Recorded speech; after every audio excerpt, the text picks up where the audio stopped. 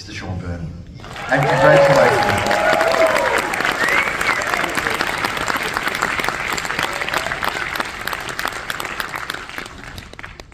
Look, just speaking as a bloodthirsty horror hound that I am, that film really delivers, thank you. And it's also really psychologically engaging too, because if we think about shark pictures, of course, Jaws stands so high as such a legendary film, but more than any other film in history, in some ways, that film did more disservice to sharks and what sharks really are and how they operate than any other film, and given us fears beyond any imagination. This film offers us a correction point about sharks and how they actually operate.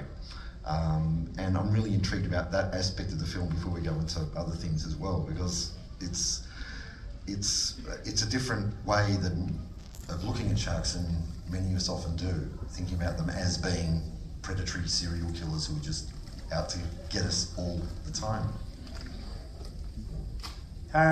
Yeah, well, I've got to give credit to Nick Leppard, the writer, for that. I think the genesis of the story was after the Shallows, which is a really fun movie. There was an article written about just how in the wake of Jaws, just how many shark films are there going to be where the shark's an indiscriminate killer, and it's reached the point where they're basically an endangered species because of overfishing and mistreatment at the hands of humans, and there's less than 10 deadly shark attacks a year, and so it's really unfair. And even Spielberg and the makers of Jaws all have openly acknowledged that kind of how kind of unfair it is. So so when I read the script, and it did have that.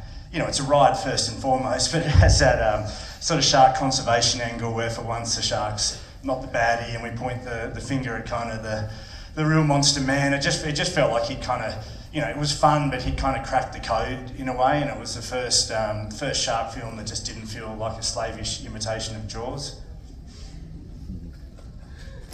Absolutely. It's a really nice fresh take. Which, as I said, just delivers in spades. I'm looking at my thumb at the moment, and I'm feeling so glad that I actually have one. Tucker is a fantastic creation. Did you think of Jai immediately, and how did the casting of that take place? Because it has to be a fantastic performance. Without a fantastic performance, and without Hassie Hanlon also, well, everyone in the film, but especially the protagonist that we love to hate and hate to love. It's such a crucial role, and I'm wondering how you and Joe came together for the central casting. Yeah, I mean, he was our first choice because it just seemed like it was, he's Captain Boomerang in Suicide Squad and has that completely kind of, unhinged charisma. So I sort of knew that was there, but I'd also seen a lot of his kind of, independent films, and he's a great kind of character actor. So I knew when it was required, he kind of, he had enough nuance to capture the sort of the broken child inside the man. But also he's done a lot of big Hollywood films, and he knows the difference between, like when it's a line for the audience. And so welcome aboard, he'd just go, this is just for the audience, isn't it?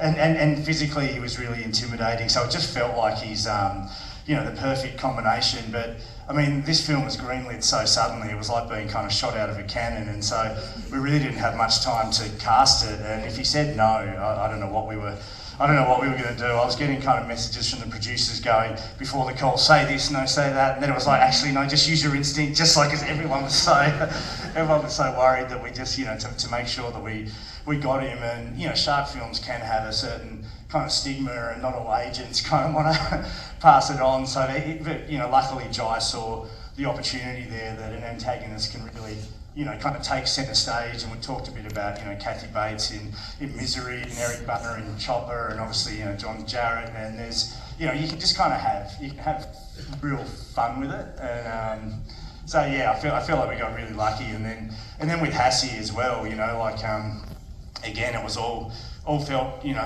very kind of last minute and rushed, and we got really blessed because she's got that kind of natural, almost like Sandra Bullock-esque likability, that even when she's kind of keeping you at an arm's length, you would still respond to her on level. Cheers. But she, you know, I think this one's work. I know. she also rides horses, and she's kind of Texas, kind of tough, and she's physical, and so. Yeah, 'cause it's easy to be kind of like overcome by such a big kind of obstacle that Jai is. So yeah, in many ways, it's kind of a collision course between these two kind of broken people.